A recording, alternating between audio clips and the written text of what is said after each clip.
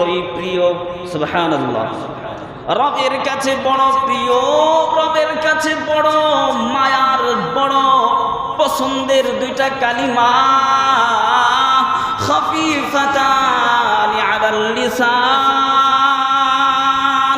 এই দুই কালিমা জবানে বড়ই হালকা, উচ্চারণে খুবই সহজ, কিন্তু সাকিলাতানি ফিল মিজান, মিজানের দাঁড়িপাল্লায় বড় ওজনদার হয়।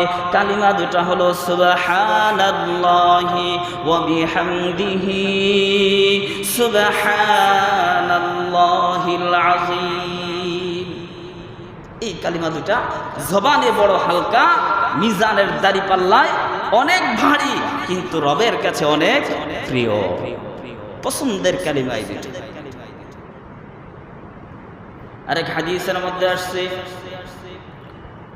নবীজি সাল্লাল্লাহু আলাইহি ওয়াসাল্লাম ইরশাদ করেন, হযরতে নূহ আলা নবিয়িনা ওয়া আলাইহিস সালাতু ওয়াস সালাম যখন তার মওতের সময় ঘনিয়ে আসলো, মৃত্যু শয্যায় শয়িত হয়ে গেলেন, তার সন্তানকে ডাকাইলেন, ডেকে বলতেছে, ও আমার আদরের সন্তান, আমি তোমাকে দুই বিষয়ে নিষেধ করতেছি আর দুই বিষয়ে আদেশ করতেছি, আমার এই ওসিয়তগুলো তুমি ভালোভাবে পালন করবে। দুই বিষয়ে নিষেধ করতেছি, এক নম্বরে হলো আশিরকু, দুই নম্বর হলো আল কিবির। এক নম্বর নিষিদ্ধ বিষয় হলো কোনোদিন রবের সাথে কাউকে শরীক করবে না। দুই নম্বর বিষয় হলো অন্তরের মধ্যে কোনোদিন অহংকার রাখবে না।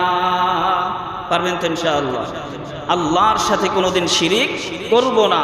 আবার দুই নম্বরে অহংকার, অন্তরের মধ্যে কোনোদিন অহংকার আনবো না, বড়াই আনবো না যে আমি বড়, আমি সব, এমন কোনো কথা আমরা বলবো না। পারবো তো ইনশাআল্লাহ?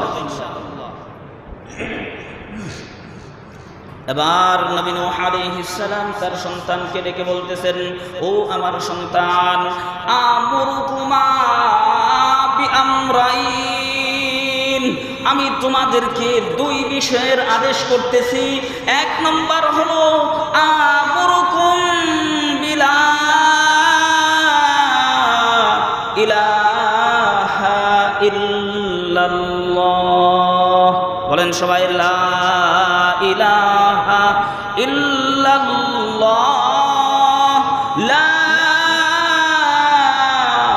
ইলাহা ইল্লাল্লাহ।